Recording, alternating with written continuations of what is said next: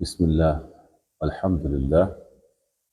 والصلاة والسلام على رسول الله وعلى آله وأصحابه أجمعين وبعد أدوكفون الله سبحانه وتعالى أطريق الله وبا يكيرك وساجوا نبي محمد صلى الله عليه وسلم أرى النبي عن صحابة أتبوبو قلت لي سنة نبينا صلى الله عليه وسلم di ọjọ́ ẹ̀san níbi Allah subhanahu wa ta'ala ọlọ́run kó túnbọ̀ ṣàfihàn lẹ́sẹ̀ wa al-kitab wa sunnah wifqa lima alayhi ashabu rasulillahi sallallahu alaihi wasallam ní ìwọ̀nba ṣókí lórí ọ̀rọ̀ tí ọkùnrin kan tó ń pè ní Alágbára omi tó sọ ní àwọn ahadithi tí a lò àfi ṣàlàyé ọ̀rọ̀ An-Nabi sallallahu alaihi wasallam lọ́rọ̀ ìfẹ́ Ọlọ́run àti ìfẹ́ An-Nabi náà nípa pé tá bá fẹ́ kíra ẹni ọ̀nà wo ni ṣẹ̀ríà Islam gbé kalẹ̀ fún wa láti fi kíra wa nípa pé at-taslim wal-musafa assalamu síra rẹ̀ ni ká sì bọ́ra wa lọ́wọ́ òun náà ni ọ̀nà tí Islam tó gbé kalẹ̀ fún wa. So bàbá yẹn wá ń sọ pé hadith yẹn hadith tí ó lálàáfíà ni òkú hadith ni kò sáájú kó tó di pé mo máa lọ síbi hadith yẹn àti àlàyé lórí ẹ̀. Bàbá yẹn ń gbìyànjú láti instigate àwọn ọba against us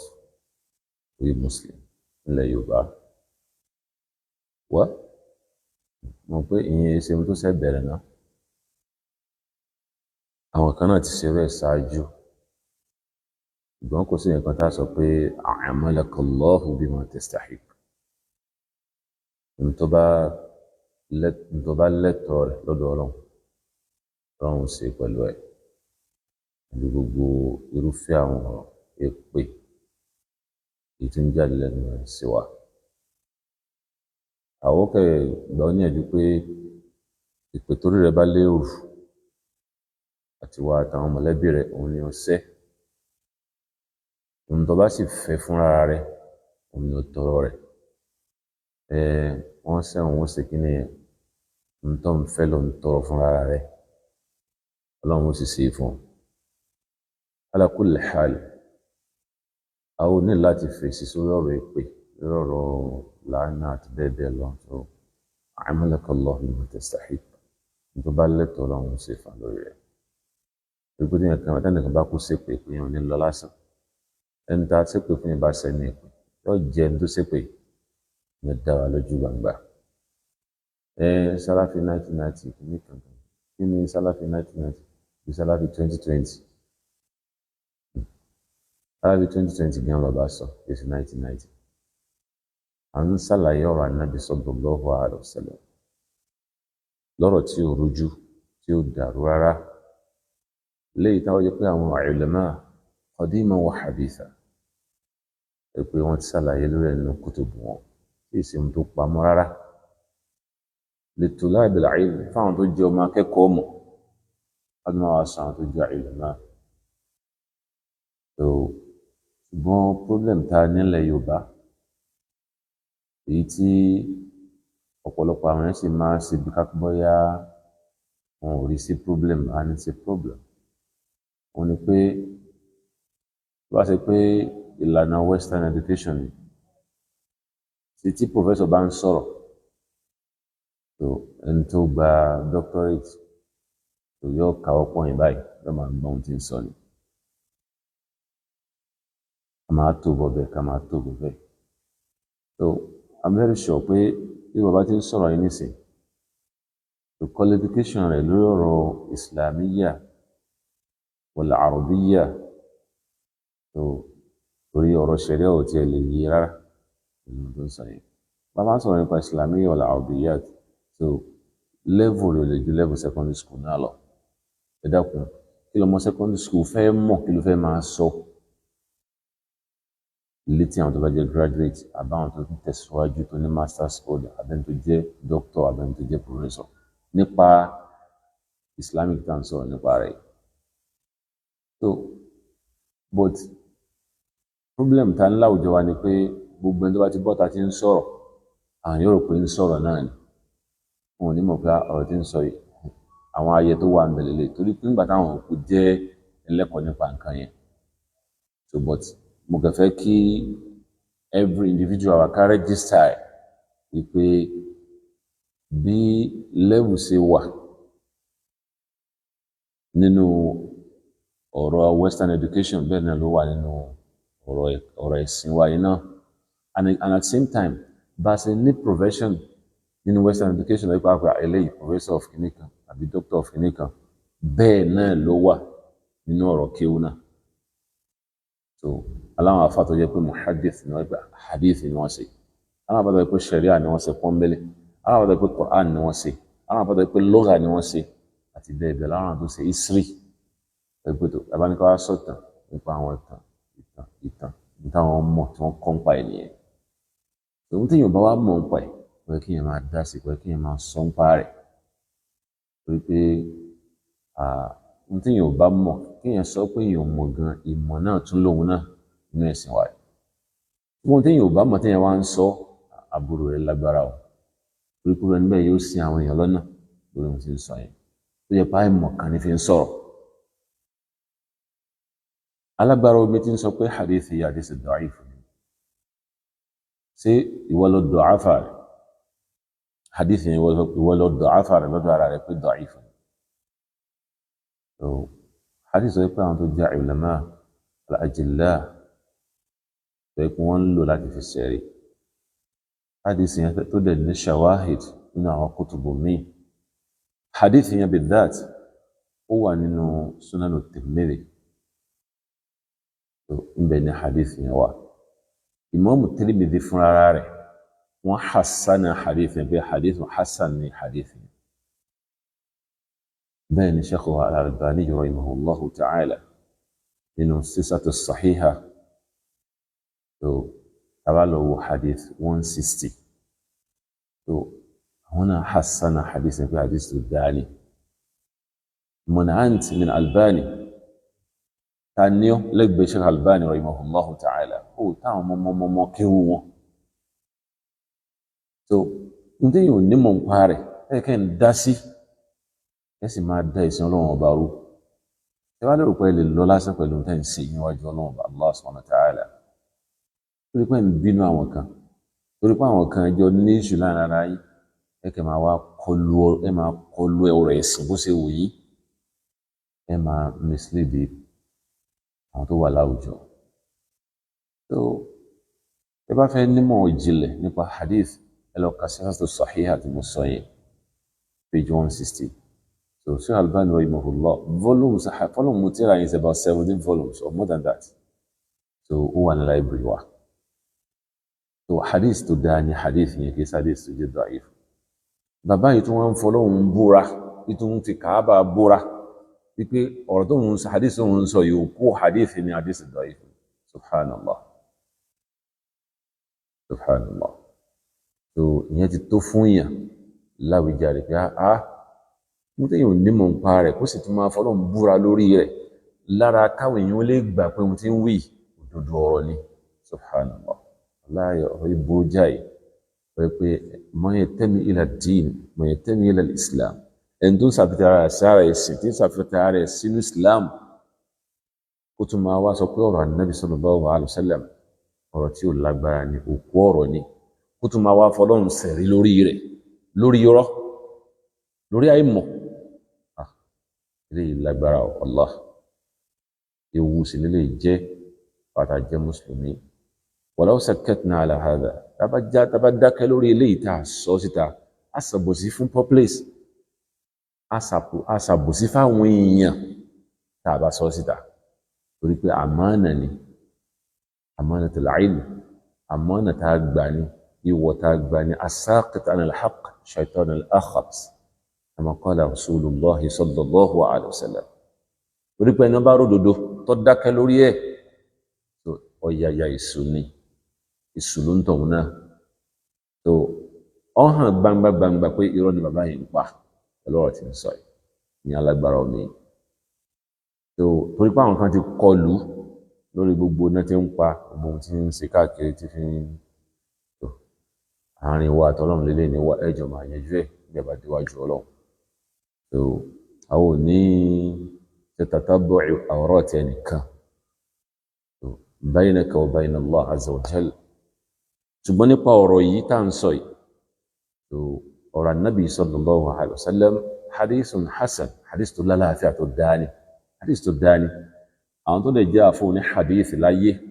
wọ́n hassana rẹ̀ Imam Tirmidhi tó gbà wá fún rẹ̀ sọ pé hadithun hasan man anta min Tirmidhi rahimahullahu ta'ala man anta min al-Albani rahimahullahu ta'ala tani wọ́ lẹ́gbẹ̀ẹ́ Imam Tirmidhi tani wọ́ lẹ́gbẹ̀ẹ́ Imam Albani rahimahullahu ta'ala nínú làwọn àìmọ̀ míì náà sọ̀rọ̀ lórí rẹ̀ qadima wa haditha láwọn tó ti lọ àbáwọn tí ń bẹ lákòókò tí wáyé náà tó ń sọ̀rọ̀ nípa rẹ̀ ala kulli hal káwá sọ wípé torí pé Anas bin Malik radiyallahu ta'ala anhu tó gba hadith yẹn wá ó ní ar-rajulu minna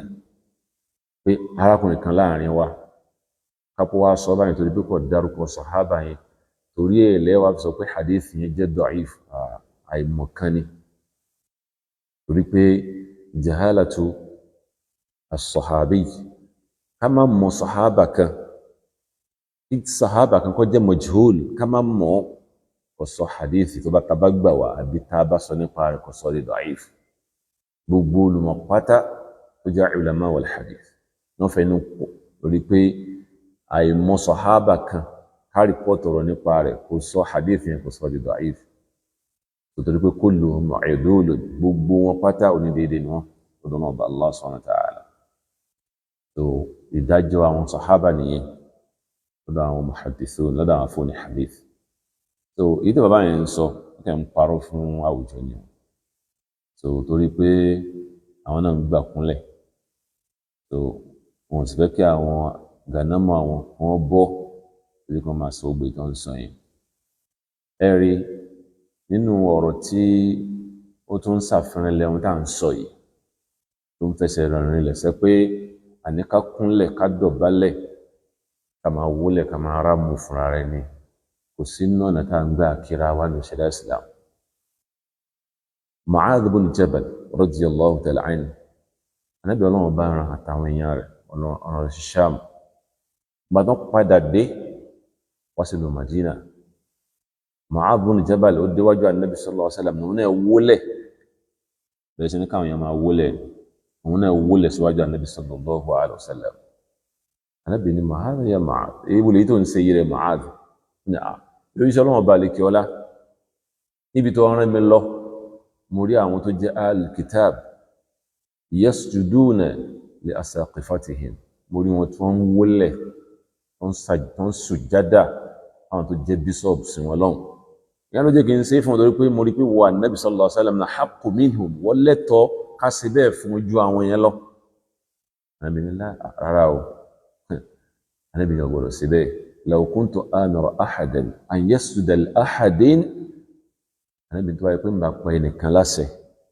ọmọ wọlé fẹ́ nìkan ni la amartu al-mar'a aw la amartu az-zawja an tasjuda li zawjiha ń bá pa obìnrin láṣẹ aya ni ń bá pa láṣẹ kó máa wọlé bẹ́ẹ̀ fọ́kọ rẹ̀ mọ́ ọ̀tọ̀ ní Islam láti ṣe bẹ́ẹ̀ sẹ́yìn pé ọ̀rọ̀ Ànábì yẹn clear yíṣù tó wà nílẹ̀ tó bá yẹ pé ń bá pa ẹnìkan láṣẹ kó máa ṣe bẹ́ẹ̀ aya ni ń bá pa láṣẹ kó máa wọlé bẹ́ẹ̀ fọ́kọ rẹ̀ li'idhami haqqiha 'indaha torí wọ ọkọ tó tóbi tí ń bẹ lọ́dọ̀ àyàtà gbé sọ́dọ̀ àyàtà gbọ́dọ̀ pè fún so bàtà bí o ti wá pàṣẹ rẹ̀ fún yàwó àṣẹ rẹ̀ ò sí fẹ́ni ẹ̀kan láti pé ká máa wólẹ̀ fẹ́nìkan ká máa kúnlẹ̀ fẹ́nìkan ká máa tẹ̀ fẹ́nìkan ká máa bẹ̀rẹ̀ fẹ́nìkan gbogbo àwọn kan yóò tọ́nu ṣẹlẹ̀ Islam láti síbẹ̀ kódà ara àwọn àfà min al-qudama nínú àwọn àfà tó ti lọ pé wọ́n lẹ́nu bá ṣe irú àwọn kan tá à ń sọ yìí lè ta'zim látara pé òun fi ń gbéyìn òun fi ń gbé títóbi fáwọn tí ń kí ní wọ́n ní kufru ni ẹbọ ni wọ́n pè Allah tó ká sí tá fi lè mọ gravity nǹkan yẹn bó ṣe lágbára bó ṣe tó nínú sharia Islam. So irú bàbá tí ń sọ̀rọ̀ yìí nísìn ẹ béèrè lọ́wọ́ rẹ̀ kí ni qualification rẹ̀ regard to this Islam, kí ni qualification rẹ̀, bákan náà kí ni profession wo ló wà lórí, course wo ló ṣe, kí ló read. ẹ mọ̀ pé level rẹ̀ kọjá secondary school, tí ọmọ secondary school wá fẹ́ máa ṣàlàyé ẹ̀sìn tí ó fẹ́ máa sọ nípa sharia Islam ó kẹ́ máa kẹsẹ̀ bẹsẹ̀ báyìí náà ni. So òun náà dẹ̀ ti ń sọ gbogbo ẹ̀ nínú ọ̀rọ̀ rẹ̀, ó ní wọ́n bá ti dáwọn pa láìmọ̀kan láwọn sọ wá mọ̀ pẹ̀lú ohun tó ń sọ yìí nìsín, láìmọ̀kan kó fi ń sọ̀rọ̀ báyìí nìsín. tí yóò bá ti ṣe tàtàbọ̀ lórí hadith kan ó lọ gbé ọ̀rọ̀ àwọn àfáà wà pé tó àfáà báyìí àfáà báyìí àfáà báyìí. So òun là ń sọ fún yẹn Al-Albani rahimahullahu ta'ala wọ́n hasana hadith yẹn fi sahih sísàtì sahiha wà ń bẹ̀bẹ̀. So ìyẹn báyẹn ọ̀rọ̀ tí Umar bin Khattab radiyallahu ta'ala anhu pípé Umar pé ó wúlẹ̀ níwájú Ànábì sallallahu alaihi wasallam ó fòkun rẹ̀ kúnlẹ̀ níwájú Ànábì sallallahu alaihi wasallam. bẹ́ẹ̀ ni wal hadith sahih hadith tó lálàáfíà ni. ṣùgbọ́n ǹjẹ́ Umar ń kí Ànábì sallallahu alaihi wasallam ṣe ń kí Ànábì láàrin yẹn ni Umar ń kí Ànábì wọ́n ṣe máa kí Ànábì at-taslim wal musafa wọ́n máa sálámọ̀ sí Ànábì ni wọ́n sì máa bọ́ra wọn lọ́wọ́. Umar ò kí Ànábì láàrin yẹn torí pé aláwọ̀kọ́ Imam Bukhari rahimahullahu ta'ala tó gba hadith yìí wá ẹ bá wo báàbù tó ti gba hadith yẹn wá kìí ṣe báàbù tahiyya kìí dẹ̀ ṣe báàbù al-musafaha kìí ṣe báàbù bí tá a ti máa kí rẹ̀ ni àbí báàbù bá ṣe máa bá rẹ̀ lọ́wọ́. báàbù tó ti gbà wá kitabul ilmi ọ̀rọ̀ nípa ìmọ̀ òun ni wọ́n ń ṣàlàyé mẹ́. kí ló dẹ̀ ṣẹlẹ̀ lọ́jọ́ yẹn òjíṣẹ́ Ọlọ́run bá sallallahu alaihi wasallam ó jáde nínú ilé sí masjid bá níbi Ọlọ́run bá tó jókòó tán òun ni Abdullahi ibn Hudhafa ló dìde pé man abi ya Rasulallah ta ni bàbá mi ìròyìn Ọlọ́run bá lè kí ọlá. So Abdullahi níbi Ọlọ́run bá ti dàrú pé bàbá rẹ̀ náà ni Hudhafa náà ni bàbá rẹ̀. ṣùgbọ́n ohun tí ó béèrè lọ́wọ́ Ànábì sallallahu alaihi wasallam ọbọ̀ sápò bínú Ànábì torí pé bó ṣe béèrè yẹn tó bá ìsílẹ̀ tánàbí bẹ́ ìsílẹ̀kùn yẹn lẹ̀ fún wọn tó ń kálukú bẹ̀rẹ̀ sí béèrè Ànábì Ọlọ́run bá ní sallallahu alaihi wasallam Ànábì Ọlọ́run bá ẹsẹ̀ ní tí ó parọ́ ní tó bá rí ní tó bá ṣẹlẹ̀ Ànábì ọ̀sọ̀ ẹlòmíì ó dìde tó yẹ pé bàbá rẹ̀ ó lè bẹ́ ọ̀rọ̀ rẹ̀ ní kọ́lọ́fín wọ́n máa rí pé bọ́yá ìyẹn ní ó dá wàhálà lẹ̀ láwùjọ ọ̀rọ̀ yẹn bọ́ sí bínú Ànábì ojú Ànábì yí padà pẹ̀lú béèrè yẹn. ìyẹn nínú Umar fi dìde láàyè tó wà lọ́lọ́ bá mọ́lẹ̀ wájú Ànábì sallallahu alaihi wasallam pé ya Rasulullah radina billahi rabba wa bil islam dina wa bi Muhammadin sallallahu alaihi wasallam nabiyya. ìròyìn Ọlọ́run bá lè kí ọlá àgbà ìsìláàmù lẹ́sìn Ọlọ́run bá lè kí ọlá o a sì yọ́nú sí Allah azza wa jalla ẹbí àdẹ́dáwà gẹ́gẹ́ ní tá máa jọ́sìn tá ní sẹlómi lẹ́yìn ẹ̀ wa bi Muhammadin sallallahu alaihi wasallam nabiyya wa rasula a sì gbà kí Ànábì Muhammad sallallahu alaihi wasallam Ànábì Ọlọ́run bá ní tọ́lọ́run rán òjíṣẹ́ Ọlọ́run bá ní tọ́lọ́run rán sí gbogbo ayé tá sì máa tẹ̀lé lánàá rẹ̀ Ànábì má bínú lórí ohun tó béèrè ní tí wọ́n rún sọ tí ń plead fún yẹn níwájú Ànábì Muhammad sallallahu alaihi wasallam and Ànábì wà lórí ìjókòó sí yóò dúró lánàbì lórí ni yóò jókòó wájú Ànábì náà ni irúfẹ́ bẹ́ẹ̀ náà ni mọ̀láíkà Jibril alayhi salatu wassalam bọ́ wá béèrè mọ̀ lọ́wọ́ Ànábì wa Muhammad sallallahu alaihi wasallam irúfẹ́ bẹ́ẹ̀ náà lòun náà ṣe bá Ànábì Ọlọ́run bá ti jókòó òun náà jókòó síwájú Ànábì bẹ́ẹ̀ tó wá fọwọ́ sórí kún rẹ̀ báyìí tí wọ́n ń bèèrè Ànábì sallallahu alaihi wasallam nípa ìmọ̀ nípa ẹ̀sìn wáyé. So ìyẹn ṣe pé Ànábì sallallahu alaihi wasallam ìyẹn ṣe pé Umar radiyallahu ta'ala anhu kì í ṣe pé ń kí Ànábì láàyè ni Ànábì wà lórí ìjókòó òun náà jókòó níwájú Ànábì bẹ́ẹ̀ náà ni èèyàn bá sì jókòó orúkún náà lọ́sà mú lọ́ọ̀lẹ̀ orúkún àtọwọ́ náà ló mú lọ́ọ̀lẹ̀ sótórí pé ó fẹ́ jókòó níwájú Ànábì ni láti bí Ànábì pé raditu billahi rabba sọ́lọ́wọ́n bá àwọn sí Allah subhanahu wa ta'ala tó yẹn báyẹn ọlọ́run kó ṣàánú wa nínú ọ̀rọ̀ tí bàbá yìí tún mú wá òun ni sultan dhillullahi fil ard, as-sultan dhillullahi fil ard. So hadith yẹn Shaykh Al-Albani rahimahullahu ta'ala wọ́n sahhaha rẹ̀ wọ́n hasana rẹ̀ pé sultan òjì ọlọ́run bá lórí ilẹ̀. So ó wà nínú nẹ́sù mi wọ́n sọ pé sultan al-adl al-mutawadda dhillullahi fil ard, ní pé ẹni tó bá jẹ́ sultan tó jẹ́ ọba tabakun yẹn ní sultan al-muslimin, kìí ṣe gbogbo sultan kìí ṣe gbogbo aláṣẹ o, yẹn ni pé ẹni tó bá jẹ́ aláṣẹ àwọn mùsùlùmí òun là ń pè ní sultan. torí pé ń gbọ́ Allah subhanahu wa ta'ala ń gbọ́ lọ́n fẹ́ ròyìn àwọn muluk ní al-Qur'an al-Karim, ọlọ́run ròyìn wọn pé so kí wọ́n máa ṣe dáadáa. innal muluka idha dakhalu qaryatan so ẹ̀fà mọ̀tọ́lọ́n sọ́mbẹ̀ tí wọ́n bá wọlú kan wọ́n bà lú jẹ́ ni, so àwọn tó jẹ́ ọba jẹ́ ní ń pa ní bọ́lọ̀ ti sọ̀rọ̀ ní al-Qur'an al-Karim. ṣùgbọ́n àwọn sultan tánàbí ọlọ́run bá rí fàásí ń bí ilẹ̀ tó yẹ pé ó jẹ́ olùdarí ẹ̀sìn, aláṣẹ ẹ̀sìn, aláṣẹ àwọn mùsùlùmí, amirul mu'minin, àwọn ni sultan tí wọ́n rí fàásí mẹ́yẹ. kì í sọba àwọn fàmílétì tutọ́, kì í sọba tí wọ́n sọ̀rọ̀ ọlọ́run bá fún tí ó ní no wọn faramọ́ ohun tó sọ ni, wọn gbá ohun tó sọ ni. sultan nígbà tí yẹn bá sọ̀rọ̀ ọlọ́run bá fún yẹn tó lóun faramọ́, ẹ wá nírò ilé náà ń rólé fọ́lọ́run ọba lórí ilẹ̀ ni, lẹ́yìn òrólé fọ́lọ́run. ẹni tí bá ń rólé fọ́lọ́run tó bá sọ̀rọ̀ ọlọ́run ọ̀rọ̀ ànábì níwájú rẹ̀ yóò tẹríba fọ́rọ̀ ni. ó dàbí nǹkan kan bá ń bẹ lẹ́mìí rẹ̀, kí nǹkan bá ń bẹ nínú rẹ̀ yóò ju tọwọ́ rẹ̀ tinú rẹ̀ yóò ju lẹ̀ fọ́rọ̀ ọlọ́run àti ànábì tó ń sọ níwájú rẹ̀. tẹ́bẹ̀yàn ni Harun Rashid, èyí tí ọ̀kan náà àwọn àfáàgbà Qadi Iyad rahimahullahu ta'ala tó lọ kílé. ìgbà tí àfáàgbà yìí tó dọ́dọ̀ olórí ẹ̀sìn yìí, àmì tó dọ́dọ̀ olórí àwọn mùsùlùmí yìí, wọ́n bára wọn lọ́wọ́, wọ́n sálámù sí wọn bára wọn lọ́wọ́. wọ́n sì wá bára wọn lọ́wọ́, ó mú lọ́wọ́ báyìí, àfáà yẹn ò jọ ọwọ́ ẹni tó jẹ́ aláṣẹ àwọn mùsùlùmí yẹn kò fi lẹ̀. àfáà yẹn bẹ̀rẹ̀ sí sunkún. ìmọ̀ọ́mù àmì ẹni tó jẹ́ sultan ni wọ́n wò pé kí ló ṣẹlẹ̀ sáàfáà yìí, àbí ebi ń pa ni,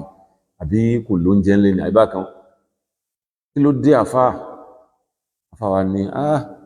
ọwọ́ tí mo gbá mú ìmọ̀rí pé ọwọ́ ọlá ni. nípa òlọ́wọ́ yóò ṣe là kó ń bí àbò sí àwọn èèyàn láyé tí ó fi ní jẹ́ pé ọwọ́ yìí bó sì jọ láláyé yóò jẹ́ alkiyama náà, wọ́n yóò fi ní jíjà lálkiyama, wọ́n yóò bá lè là kó ń bí àbò sí àwọn èèyàn láyé. àfáà ṣe wá sí fún. so bẹ́ẹ̀ ni ó wà nínú àwọn àkọọ́lẹ̀ nínú athar as-salafiyya, nínú orípa àwọn ẹni ìsáájú tó ti lọ. ọba kan wọ́n ránṣẹ́ sí sultan àwa mùsùlùmí pé wọ́n fáwọn ní mùsùlùmí kan wá bá wọn ṣe debate lórí àlámọ̀rí kan. ìgbà tá a fa yẹn tó débẹ̀, àwọn tó jẹ́ megad sí bẹ́lẹ̀ nù ọ̀nà wọ́n ní ó lè wọlé ń bí yọ àfikọ́ dọ̀bálẹ̀ o. ẹ lọ sọ fọba pé lọ́dọ̀ àwọn táwọn ti wá àwọn yìí dọ̀bálẹ̀, àwọn yìí kúnlẹ̀, àwọn yìí tẹ̀ fún yàn.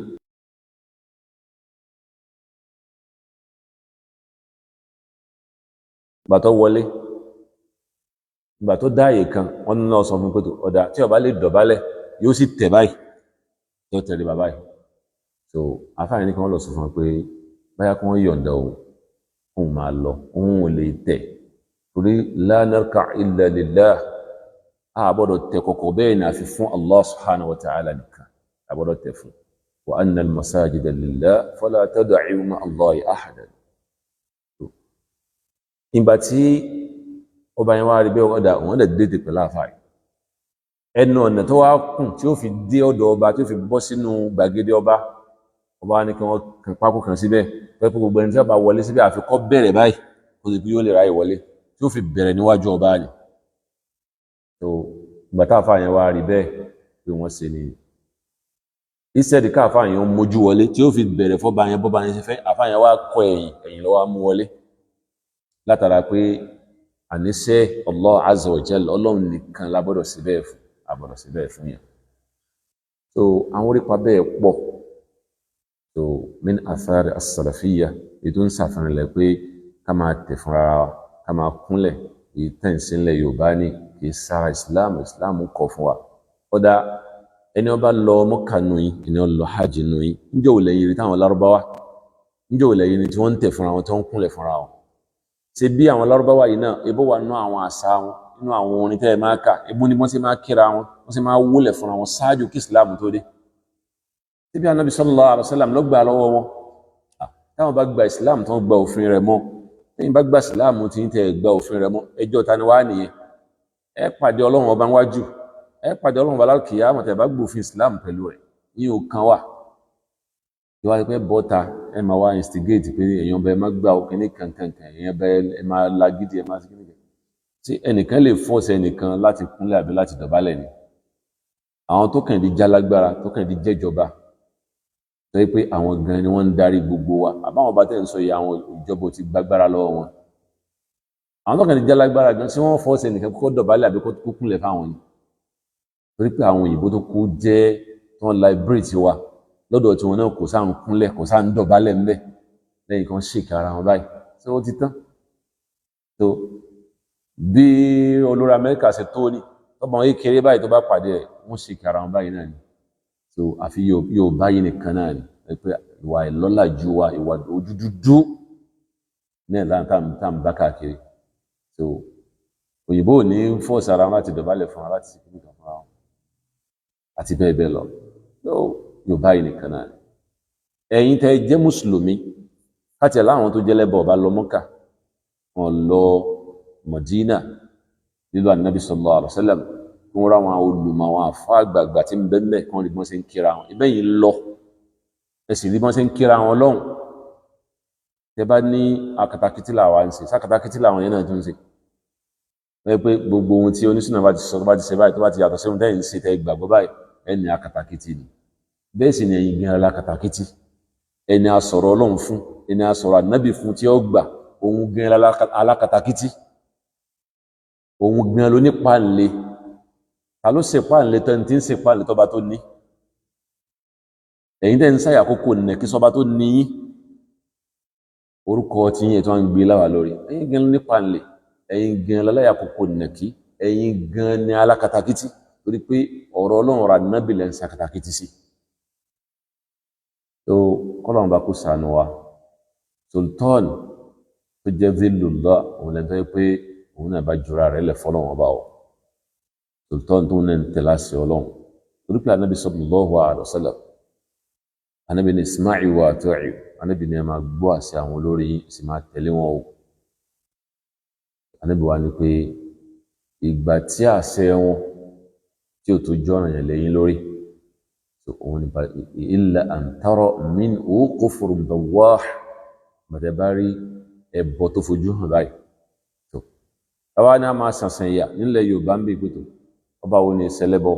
láti mọ̀ pé péré ti báyìí náà ni wọ́n àwọn tí ìṣẹlẹ́bọ yẹn ẹ fún wọn ní full respect sálámọ̀ ẹ bọ̀ra yín lọ́wọ́ wọ́n bá náwọ́ ẹ sálámọ̀ sí wọn tó ẹ bá wọn sọ̀rọ̀ pẹ̀lẹ́kọ̀ọ́ tó dá gbogbo tí Islam fọwọ́ sí nìyẹn ṣùgbọ́n ká wá sọ pé bóyá ọba kan ti ń wólẹ̀ fowósà ihun tá a gbọ́dọ̀ wá ṣe fẹ́nìkan àfọlọ́wọn bá ká máa wá ṣe fún aláì àbòsí ńlá eléyìí àbòsí ló jẹ́ wallahi àbòsí ló jẹ́ ká ṣe bẹ́ẹ̀ àwọn tó jọba yìí torí pé àwọn fúnra wọn ṣàbòsí pẹ̀lú Allah subhanahu wa ta'ala Ọlọ́run nìkan lẹ́yìn kan máa ń sìn wọ́n ń sìn nǹkan míì mọ́lọ́wọ́n ọba wọ́n ń sìn nǹkan míì lẹ́yìn Ọlọ́run ọba aláwọn ọba míì ti ń lọ mọ́ṣáláṣí tí wọ́n ṣàlùwàlá wọ́n láwọn lọ kírun tí wọ́n ṣàlùwàlá tí wọ́n lọ mọ́ṣáláṣí lẹ́yìn náà gbogbo àwọn nǹkan yẹn so kí wá sì ti gbéraga ní ohun tá à ń sọ yìí pé Ọlọ́run fẹ́ ànábì fẹ́ ní ohun tá à ń sọ so Ọlọ́run fẹ́ ànábì fẹ́ ní ìwà lẹ́lọ́wọ́ gbogbo kútùbà àwọn ulama ẹlọ́wọ́ fatawa lajnatu dahima àtàwọn afáàmì náà so a mọ̀ pé ká kúnlẹ̀ ká dọ̀bálẹ̀ ká wúlẹ̀ tẹ́ ń sọ yìí so haramu fi dinillahi azza wa jalla èèwọ̀ ni nínú ẹ̀sìn Ọlọ́run ba lẹ́kẹ́ ọlá èèwọ̀ ni nínú ẹ̀sìn Ọlọ́run ba ẹlọ́wọ́ gbogbo kútùbù tafasir tafsir ibn Kathir tafsir Qurtubi tafsir Imam wa Tabari àtàwọn bẹ́ẹ̀ lọ ẹlọ́wọ́ àwọn tafasir wọn ìgbà tí wọ́n ń ṣàlàyé nípa àyà tí Ọlọ́run bá sọ fún Ànábì Adam alayhi salatu wassalam àbúdọ́n sọ fún àwọn màláíkà àti ṣàítánì pé usjudu li Adam fasajadu illa iblisa aba ẹ lọ wo náà àfa sọmọ àti àbáwáyì àti bàbá àti ìyá rẹ̀ àtàwọn ọmọ ìyá rẹ̀ tí wọ́n wólẹ̀ fún ẹ lọ wo táwọn àfa sọ ń pa rẹ̀ ẹ lọ wo tafsiri yẹn ẹ lọ wo àwọn àthar tó wá lórí ẹ̀ látọ̀dọ̀ àwọn salaf látọ̀dọ̀ àwọn sahaba àwọn tó tó lẹ́yìn tí wọn náà ẹ wo táwọn àfa yẹn ṣàkọọ́lẹ̀ rẹ̀ táwọn àfa yẹn sọ ni pé ilé yẹn ṣẹ̀ríà ní lọ́dọ̀ tí wọ́n ṣe máa kíra wọn nìyẹn ṣùgbọ́n Ọlọ́run ọba ṣe ilé wọ̀ nínú ṣẹ̀ríà fanabi Muhammad sallallahu alayhi wa sallam wa abdala Allah azza wa jal Ọlọ́run wá fi nǹkan mí rọ́pò fún wa tó lóore jù yẹn lọ kí ni Ọlọ́run fi rọ́pò fún wa tahiyyatu ahli aljanna òun náà ní kíni àwọn ọmọ aljanna lọ́wọ́ àwọn sọ pé wa tahiyyatuhum yawma yalqawnahu as-salam wa akhiru da'wahum anil hamdulillahi rabbil alamin ìkíni àwọn ọmọ aljanna nìyẹn Ọlọ́run wá àjálà rẹ̀ fún wa láyé Ọlọ́run ọba kánjú fún wa láyé pé ẹ tètè máa lò ó láyé tẹ wà ń bẹ kíkí tẹ́ fi kíra yín lálùjánnà náà ní bi idhnillahi ta'ala natamanna min Allahi subhanahu wa ta'ala an yaj'alana min al-faizin fi dunya wal akhirah àwọn kan bẹ lọ́wọ́ Allah subhanahu wa ta'ala Ọlọ́run kò fún àtẹnudẹ́ tí ó jẹ́ láti al-qiyama so à ń bẹ lọ́wọ́ bọ́ bá láàánú ọbọ̀ níkẹ́ kò fi àánú rẹ̀ yí wa ká kò fi kẹrẹ̀ yí wa ká so yìí tá à ń sọ yìí so àwọn ò ní bèèbù a sì ní ṣépè torí pé a mọ̀ pé èpè ọ̀tọ̀ elépè èpè ọ̀tọ̀ elépè lónìí náà bá ṣépè tí ń la ní èpè ọ̀tọ̀ kálukú pàápàá jùlọ tẹ́ńtà bá ń ṣépè fún ọba tí ọba lẹ́tọ̀ọ́ rẹ̀ àti wá sọ̀rọ̀ Ọlọ́run á sọ̀rọ̀ Ànábì sallallahu alaihi wasallam láti wá pé èpè láti máa gbérò àwọn èèyàn bẹ́ẹ̀ sẹ́ ṣé ẹ̀yin fẹ́ jẹ́ agbẹnusọ fáwọn ẹlẹ́bọ ni ẹ fẹ́ jẹ́ agbẹnusọ fáwọn ẹlẹ́bọ torí pé gbogbo ọ̀rọ̀ tẹ́ sọ náà nígbà ọ̀rọ̀ tí ń ṣẹlẹ̀ l'Ógbómọ̀ṣọ́ mo ti wò pé àfáà yìí hikdun bẹnu rẹ̀ so hasad ń da àfáà yìí láàmú ń da ọkùnrin yìí láàmú hasad ń da láàmú wọ́ ọlọ́run ti ń sọ ẹnìkan ò sọ̀rọ̀ ohun tó sọ nínú àfáà ilẹ̀ Yorùbá mo pé subhanallah ohun tó wá sọ jáde láàrin yẹn téèyàn bá lágbá ìyá rẹ̀ Ọlọ́run ló mọ ohun tí ń bẹ ńbẹ̀ ní kẹta tó àwọn ó sọ wa kó n bí irú kẹta àrùn bi'idhnillahi tabaraka wa ta'ala ọba tó sọ ànábì yóò sọ wa kó n bí aburú ọkàn yín kó n bí aburú ẹnu yín Ọlọ́run sọ wa kó mẹ́ la hawla wala quwwata illa billah so Ọlọ́run bá kó ṣàánú wa àwọn tá a jẹ́ mùsùlùmí ẹ jẹ́ ká dúró tẹ́ pẹ̀lú Ọlọ́run bá Allah subhanahu wa ta'ala èyí tá à ń sọ yìí kì í sọ̀rọ̀ tèmi kì í sọ̀rọ̀ ẹnì kankan so ọ̀rọ̀ gbogbo ayé ọ̀rọ̀ gbogbo mùsùlùmí ayé ni ọ̀rọ̀ ìsìláàmù sì ni ìwọ̀n ànábì filẹ̀ fún wa ní heritage tánàbí Ọlọ́run bá filẹ̀ fún wa ní ogun tá a jẹ látọ̀dọ̀ ànábì ní sallallahu alaihi wasallam al-ulama warasatul anbiya àwọn tó jẹ́ onímọ̀ àwọn tó jogún ànábì Ọlọ́run ọba ma warasu dinar wala dirham wọn ò yá kó jogún dọ́là jogún náírà kankan tá a jogún lọ́dọ̀ ànábì náà ní ìmọ̀ náà ni kí la ṣe ń pè nímọ̀ qala Allahu wa qala Rasul Ọlọ́run wí ànábì wí náà ni Ọlọ́run wí ànábì wí náà ni